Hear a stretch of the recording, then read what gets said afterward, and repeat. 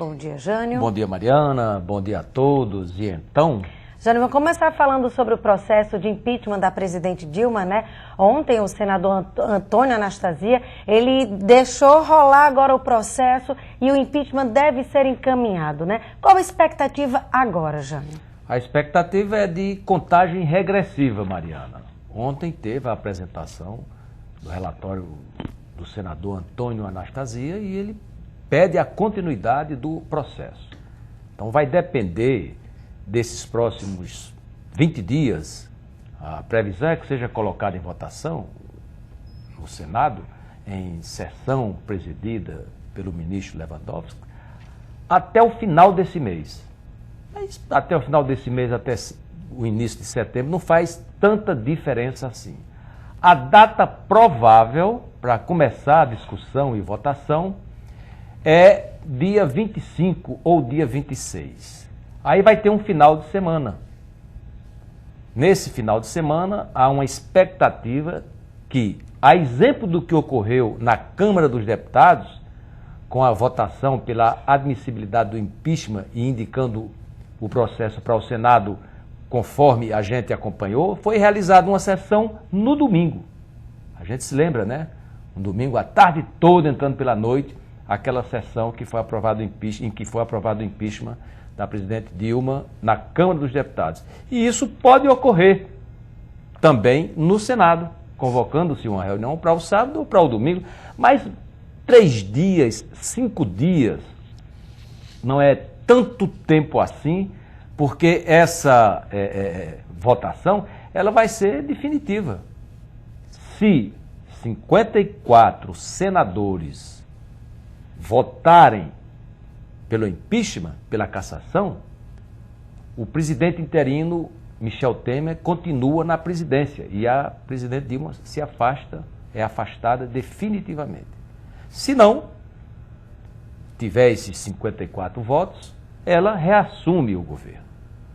A população brasileira, nesse domingo, se manifestou nas ruas, com muita descrição, não teve uma mobilização tão grande, porque sabe que nesse momento realmente é o Senado que vai decidir. Especula-se de alguma manifestação mais forte nos dias que antecederem a essa decisão do Senado, mas isso também não vai interferir tanto no processo que precisa ter uma continuidade e até um reconhecimento institucional ao Senado, como teve um reconhecimento, e está tendo, institucional, em relação à Câmara dos Deputados. Numa crise em que a gente sabe, a presidente voltando ou sendo afastada definitivamente, ainda não se resolverá essa crise apenas com isso, é preciso que as instituições estejam fortalecidas.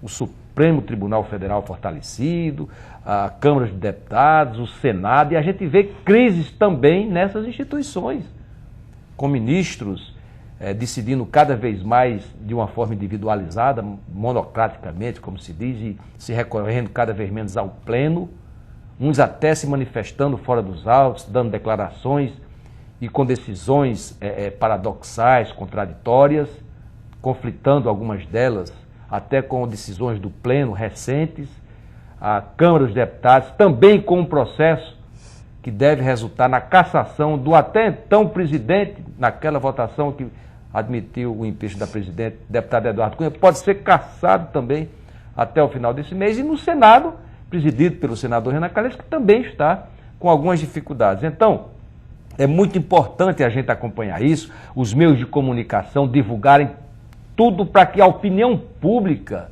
respalde o melhor caminho e não seja levada a opinião pública para assumir posições eleitorais. Eu digo isso porque essa votação, para saber se caça ou não a presidente Dilma, presidente afastada, essa votação para saber se caça ou não o deputado Eduardo Cunha, o que vai ser feito com o presidente do Senado, qual a participação dos ministros do Supremo Tribunal Federal, do TSE, Tribunal Superior Eleitoral, tudo isso vai ter uma conotação, a partir de setembro, diferenciada.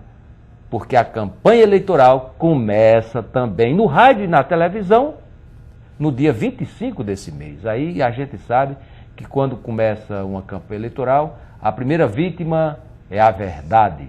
E a gente não quer que essa campanha eleitoral contamine o melhor caminho que essas instituições precisam encontrar para que o Brasil saia dessa crise.